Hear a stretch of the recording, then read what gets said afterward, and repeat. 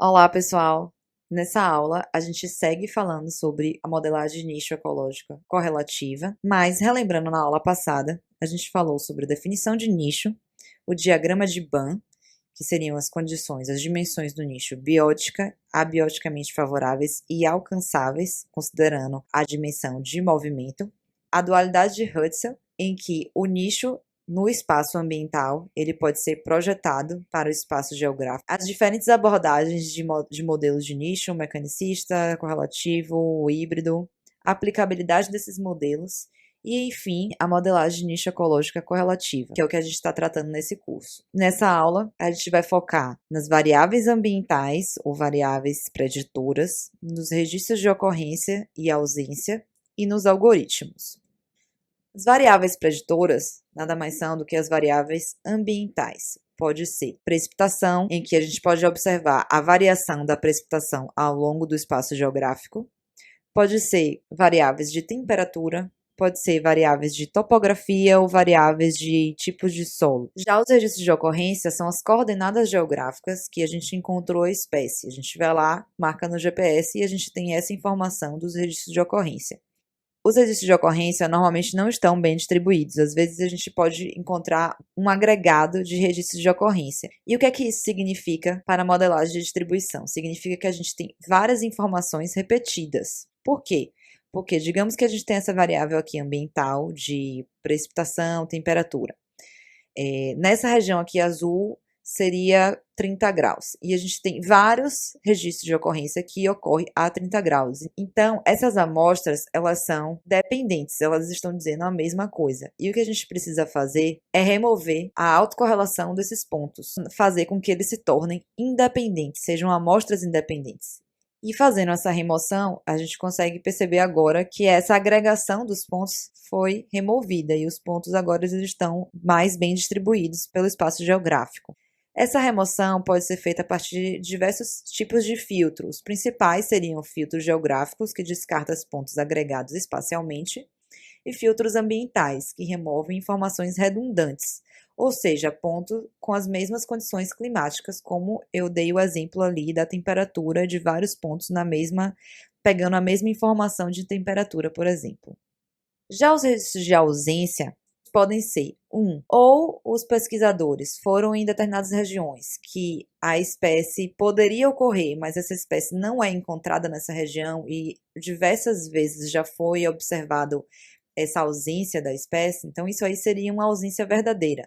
Pode ser simplesmente porque a espécie ela não consegue, de alguma forma, ocupar aquela região por condições climáticas ou mesmo por condições bióticas. Essa ausência ela pode ocorrer tanto nas regiões externas à área de ocupação, quanto inclusive na própria área de ocupação. Por exemplo, a gente teria aqui uma espécie que ela é principalmente de topos de montanha. Ela pode ocorrer em regiões fora ao topo de montanha, regiões de planície, pela questão da dinâmica fonte-dreno, mas normalmente ela é ausente nessa região. Então, aqui também teriam ausências registradas. Entretanto, é muito difícil a gente ter registro de ausência observada.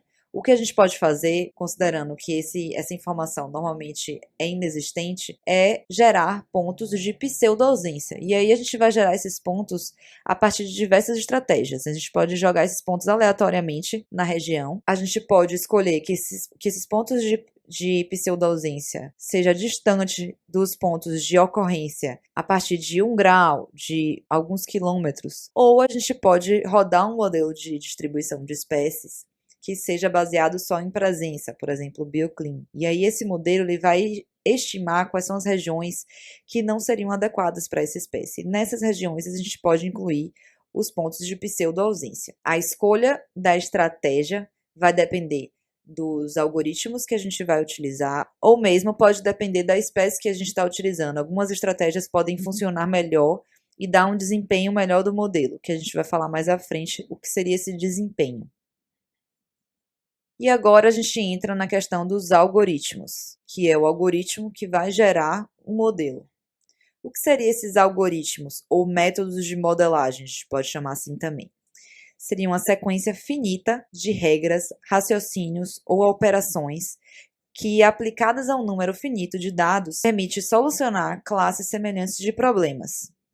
Essa linha em verde, elas seriam as minhas observações, seria a realidade. Já a linha em azul seria o modelo, nesse caso, um modelo linear de primeiro grau. O que o algoritmo faz é tentar ajustar a informação real a um modelo. Essa relação ela pode ser menos ajustada a depender do algoritmo. Se a gente usar um outro algoritmo, por exemplo, esse algoritmo aqui seria um algoritmo quadrático. O ajuste ele é melhor do que se a gente utilizar aqui um algoritmo linear de primeiro grau. O algoritmo, ele não necessariamente é um algoritmo de primeiro grau ou de uma relação quadrática, mas pode descrever a realidade de diversas formas e possui graus de complexidade diferentes. Então, a gente tem diversos algoritmos, como Maxent, BioClean, GLM, Random Forest, GAN e assim por diante. Cada algoritmo vai gerar uma informação diferente, tanto no espaço ambiental quanto no espaço geográfico. A que seria a distribuição da espécie que a gente observa atualmente, e esse algoritmo GAN ele vai projetar no espaço essa distribuição, já o GLM tem uma outra forma de projetar. Novamente, a depender da pergunta, a depender da sua espécie, você pode resolver escolher um algoritmo que você sabe que responde bem para descrever a sua espécie, ou você pode utilizar todos e fazer um consenso desses modelos que a gente vai falar mais à frente. E que seria uma representação do que esse modelo estaria projetando. A espécie, ela ocorre nessas regiões e aqui são condições ambientais. O modelo ele projeta as informações de forma matricial ou em um raster, em que valores de alta adequabilidade seriam valores em que são favoráveis para a ocorrência da espécie e valores de baixa adequabilidade, próximas a zero, seriam regiões que não são adequadas para a persistência ou ocorrência dessa espécie. Esse modelo ele projeta no espaço geográfico uma informação que ela é contínua de baixa a alta adequabilidade, mas essa informação ela também pode ser observada de forma binária, em que a gente estabelece um limite em que acima desse limite, ou limiar, ou threshold, acima desse valor seria presença e abaixo desse valor seria ausência. São regiões que não são adequadas para a ocorrência dessa espécie.